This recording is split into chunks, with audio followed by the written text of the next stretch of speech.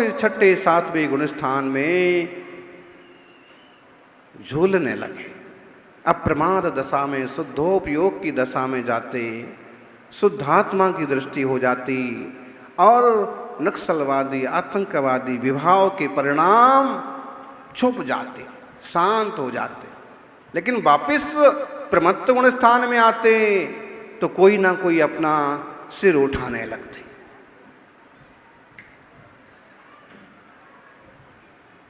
समझ में आ रहा है? युद्ध की चर्चा चल रही है, वहां एक युद्ध देश के स्तर पर चल रहा है, वहां और यहां एक युद्ध आत्मदेश, स्वप्रदेश, स्वद्रव्य, स्वक्षेत्र, स्वकाल, स्वभाव के स्तर पर चल रहा। लगातार 2-3 दिन तक एक आसन में ध्यानस्थ रहे प्रभु, फिर मार्ग प्रवर्तन की दृष्टि से आहार चर्या के निमित्त निकले। अहो ज्ञानी, मुनि का श्रावकों के घर के तरफ आना, इसका मतलब है कल्प वृक्ष का आपके घर के तरफ आना। अतिथि हैं। क्यों है अतिथि? जमनालाल जी बताओ साहब, मुनि महाराज अतिथि क्यों है? अब सीधी सीधी परिभाषा बताओगे आप कि उनके आने की कोई तिथि नहीं होती है, इसलिए ये बात भी है। लेकिन बात ये भी है कि थोड़े दिनों के अतिथि हैं। अगर इनको सही द्रव्य क्षेत्र काल मिल गया और योग्यता पूरी पूरी बैठ गई, उपादान शक्ति पूरी पूरी हुई, तो यह एक ध्यान लगाएंगे और सिद्धालय चले जाएंगे।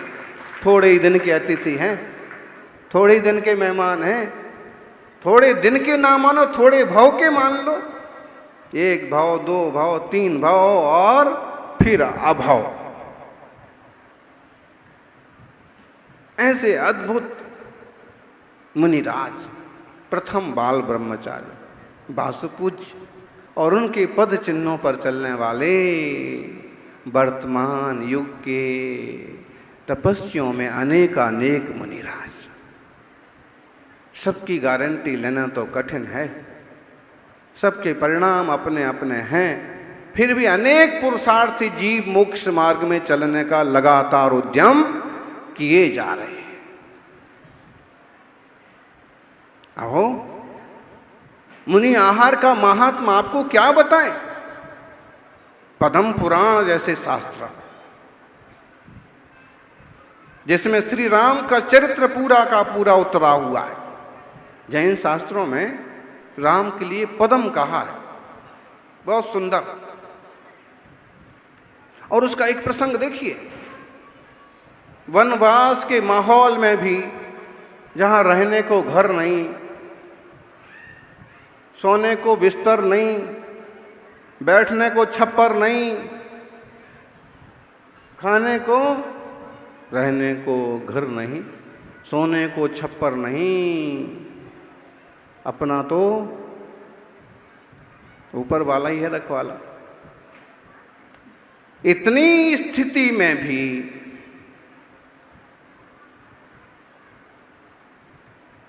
जो कि वो सौभाग्यशाली परम पुरुष हैं, 63 सलाका पुरुषों में हैं, 169 पुण्य पुरुषों में हैं, बिगड़ना उनका कुछ नहीं है। लेकिन फिर भी परिस्थितियां तो परिस्थितियां हैं ना। उसी परिस्थिति में एक व्यक्ति जार जार आंसू रोता है और उन्हीं परिस्थितियों में एक व्यक्ति डटा रहता है। उन्हीं परिस्थितियों में एक व्यक्ति गिड़गिड़ाने लगता है, माफ कर दो, माफ कर दो। उन्हीं परिस्थितियों में एक व्यक्ति डटा रहता है। देखते हैं क्या होता है। और माफी मांग के धोखा देने वाले भी दुनिया में कम नहीं है। उपसम श्रेणी वाला काम ऐसा ही होता है। पंडित जी, उपसम श्रेणी वाला काम ऐसा ही होता है। कर्म छुपते जाते हैं, आत्मा पुरुषार्थ करता है, लेकिन पता नहीं कहाँ कमी रह जाती है। समझ में तो ये आता है कि 11वें गुण स्थान तक चढ़ गए, लेकिन ये आतंकवादी ये जो माफी मांग रहे थे, जो बदमाश थे, जो चुप हो गए थे, वो तुरंत कब प्रकट हो जाते हैं कि 11वें से सीधा चौथे तक भी गिर जाए, ना संभले तो मिथ्यात्व में भी चला जावे। इसलिए संभल के रहना बहुत जरूरी है। डरने की कोई जरूरत नहीं, लेकिन सतर्क रहने की पूरी जरूरत है।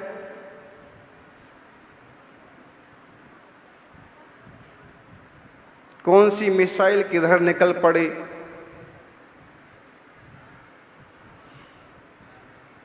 विभावों की कौन सी मिसाइल किधर निकल पड़े, स्वभाव की गुणों की मिसाइलें तैयार रखो कि उन्हें गिराया जा सके।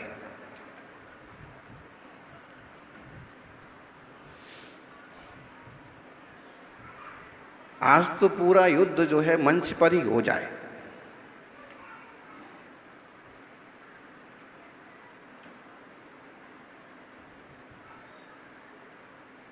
आपको याद हो, एक शास्त्र ऐसा भी है जिसका नाम मदन पराजय है।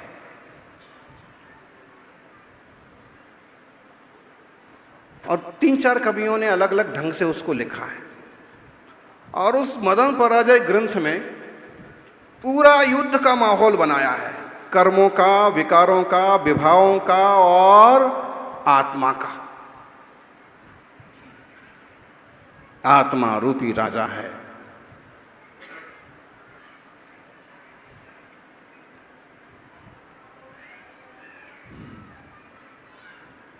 सौभाग्यशाली हो, आत्मा रूपी राजा है। ज्ञान आदि इसके विशिष्ट मंत्री हैं। अनेक अनेक गुण इसके सहयोगी हैं। लेकिन वहां कर्मों के, विकारों के, मोह रूपी राजा के भी कम थोड़ी ना सहयोगी हैं। आप समझते हो कि अब हमारे विकार, अब हमारे कसाय, हमारे गुस्से मर गए, लेकिन वो कब टपक पड़ते हैं और कब आपको टपका देते हैं।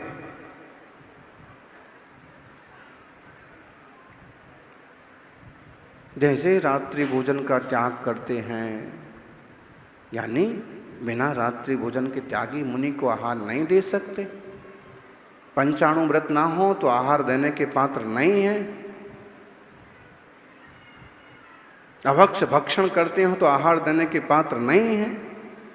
मदिरा, मांस, मधु का सेवन करते हो तो आहार देने के पात्र नहीं है। अच्छा तो महाराज हम इनको छोड़ देते हैं। छोड़ना ही पड़ेगा, आहार देना है तो छोड़ना पड़ेगा। लेकिन बात एक और समझो, इन्हें तो हम ऐसे छोड़ भी सकते हैं, लेकिन जो मिथ्यात्व कसाय के परिणाम हैं उन्हें ऐसे नहीं छोड़ सकते। उनको छोड़ने का तो और ही तरीका है, सर्जिकल स्ट्राइक करना पड़ेगी। भीतर घुस के मारना पड़ता है। ये बाहर बाहर के तो छूट गए सो ठीक, लेकिन जो भीतर बैठे हुए हैं उनका क्या? सबसे बड़े तो वही हैं, गद्दार।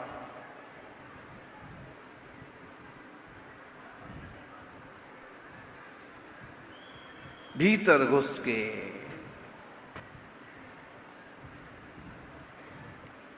8 कर्मों के 8 अड्डों पर एक एक मिसाइल गिरा दी जाए तो काम हो जाए। लेकिन सबसे बड़ा तो मिथ्यात्व बैठा है ना। काम कुछ होने दे तब ना। मिथ्या बुद्धि तोड़ने के लिए निरंतर शास्त्राभ्यास, निरंतर तत्वाभ्यास, स्वपर की समझ होना जरूरी है। करो खोज, लगाओ खुफिया एजेंसी, कहाँ कहाँ अड्डे हैं।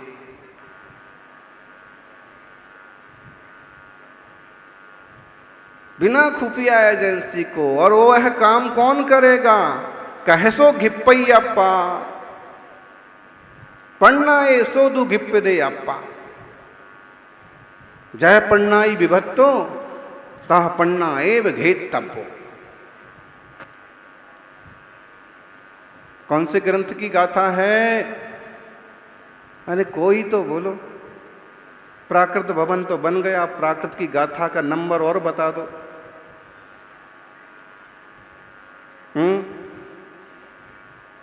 समय साल 296 नंबर की गाथा। शिष्य पूछता है भगवान कैसो गिप्पय्यप्पा, आप कह रहे हो बेटा आत्मा को ग्रहण करो, आत्मा का ध्यान करो, आत्मा की रक्षा करो, विभावों से आत्मा को बचाओ, एक कसायों के शत्रु हैं, एक कर्म जो है दुश्मन हैं, आत्मा वह तुम हो, उसकी रक्षा करो। शिष्य पूछता है कैसो गिप्पय्यप्पा, कहसो गिप्पय्यप्पा, वो आत्मा ग्रहण कैसे किया जाए, पकड़ा कैसे जाए? तो आचार्य देव कहते हैं पन्नाए सोदु गिप्प दे अप्पा। चुल्लक जी आत्मा कैसे ग्रहण होता है? कटोरे में आत्मा रख लोगे, फिर थैले में, फिर किस में रखोगे? चटाई वाले थैले में रख लेना। आत्मा कैसे ग्रहण होती है, कैसे पकड़ में आती है? तो कहते हैं पन्नाए सोदु गिप्प दे अप्पा, ये भीतर की चीज है, भीतर से ही पकड़ में आएगी।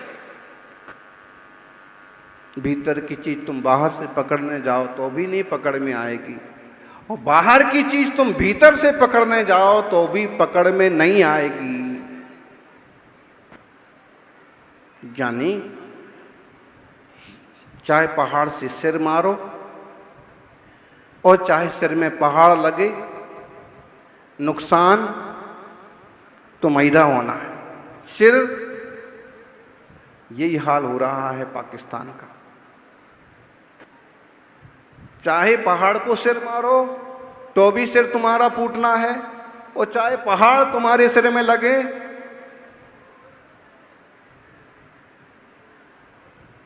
वही हाल हमारा हो रहा है। चाहे आश्रव बंध निरंतर रहते हुए तुम्हें बांधें तो भी नुकसान तुम्हारा है, और अपनी बेवकूफी से तुम ही में सी प्रवृत्तियां लगातार करते रहो तो भी नुकसान तुम्हारा है। बुद्धिमानी इसमें है कि पहाड़ से थोड़ा दूर रहो, विकारों से, विभावों से थोड़े सतर्क रहो, बच के रहो भैया। पहलवान को तुम्हारा धक्का लगेगा तो भी दांत तुम्हारे ही टूटने वाले हैं, और उसका धक्का तुम्हें लगेगा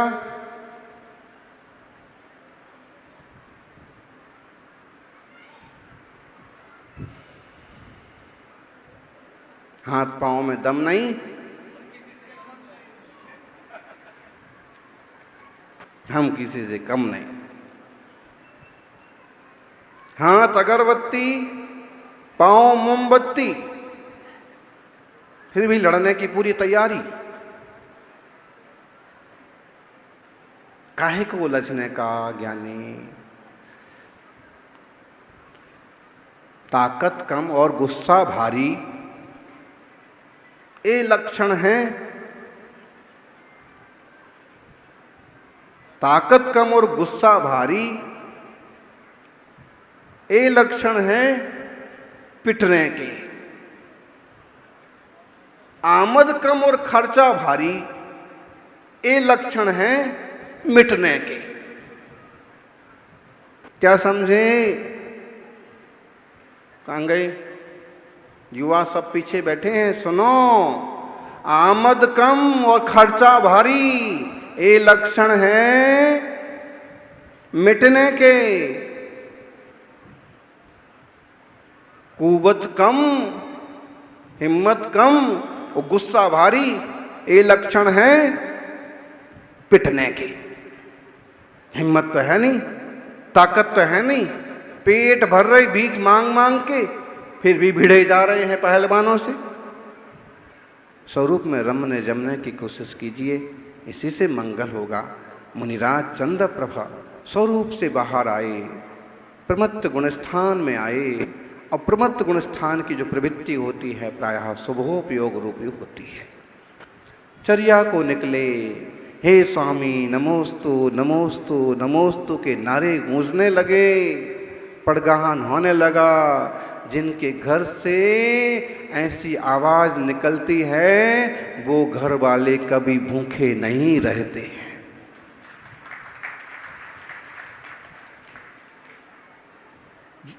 चाहे गुरु के चरण पड़े न पड़े,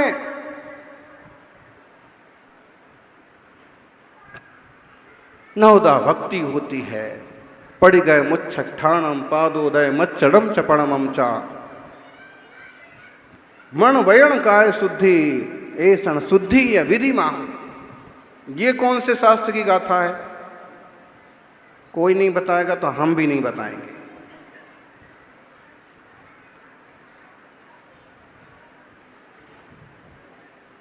वसुनंदी श्रावकाचार बड़ा सुंदर ग्रंथ है।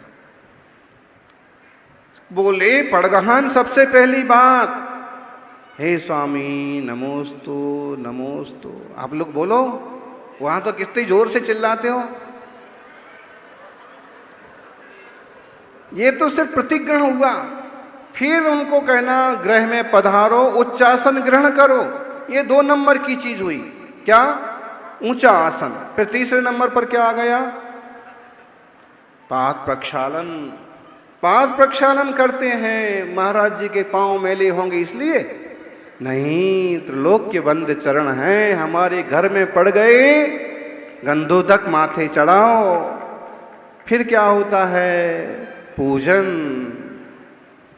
परसों एक जगह पड़गाहन हुआ, पूरी पूजन करी उनने आराम से मस्ती से। कल जल चढ़ाना है तो उसका भी एक भजन गाया। अब थोड़ा उनकी खुशी देख करके अपन भी शांत रहे, हूं नहीं किया कि जल्दी करो। ठीक है, उसमें आनंद आ रहा है तो अपन क्यों विघ्न बनो। तो फिर पूजा। पूजा के बाद नमस्कार प्रणाम, प्रणाम के बाद मन शुद्धि, वचन शुद्धि, काय शुद्धि। फिर बाहर ही क्यों बोल देते पहले नंबर पर? पहले नंबर पर इसलिए बोल देते हैं कि विश्वास हो जाए कि यहां भीतर जा सकते हैं। भीतर चले गए, फिर उसने शुद्धि में ये कहा कि भाई महाराज जी मन तो शुद्ध है, वचन भी शुद्ध है, लेकिन काय शुद्ध नहीं है, तो गड़बड़ हो जाएगा। फिर कह दे मन भी शुद्ध, वचन भी शुद्ध, काय शुद्ध भी है, लेकिन भोजन शुद्ध नहीं है। भोजन तो जो है वो महीने भर पहले के आटे के बना रखे, नमक जो है 15 दिन पुराना है, घी बाजार का है। तो भाई ये पहले ही बोल देता मेरे को बाहर के बाहर में कहीं और अपनी ऐसा समिति ढूंढ लेता, अन्वेषण कर लेता। तो ये बाहर ही बोलने का सिस्टम हो गया कि हे स्वामी मन शुद्धि, वचन शुद्धि, काय शुद्धि, आहार जल भी शुद्ध है, अब घर में पधारो। हैं बाद वाली चीजें, लेकिन एक बार पहले तो फैसला हो जाए सही क्या है।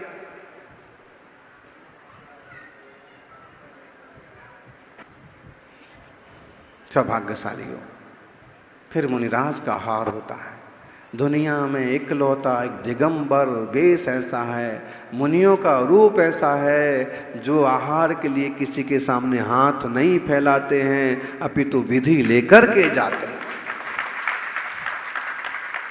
और दुनिया में किसी के भोजन पर बाजे बजे ना बजे, लेकिन जिन मुद्रा के आहार होते हैं तो बाजे बजते हैं, पंचाश्चर्य होते हैं।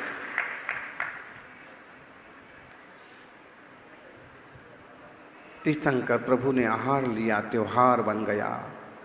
अपन भी बार बार के खाने से बचें, अशुद्ध खाने से बचें और शुद्ध खान पान, शुद्ध खानदान के साथ शुद्ध आत्म ध्यान की तरफ भी कदम बढ़ाएं। यही मंगल भावना। जय बोलिए चंद्र प्रभु भगवान की, बस पूज्य भगवान की।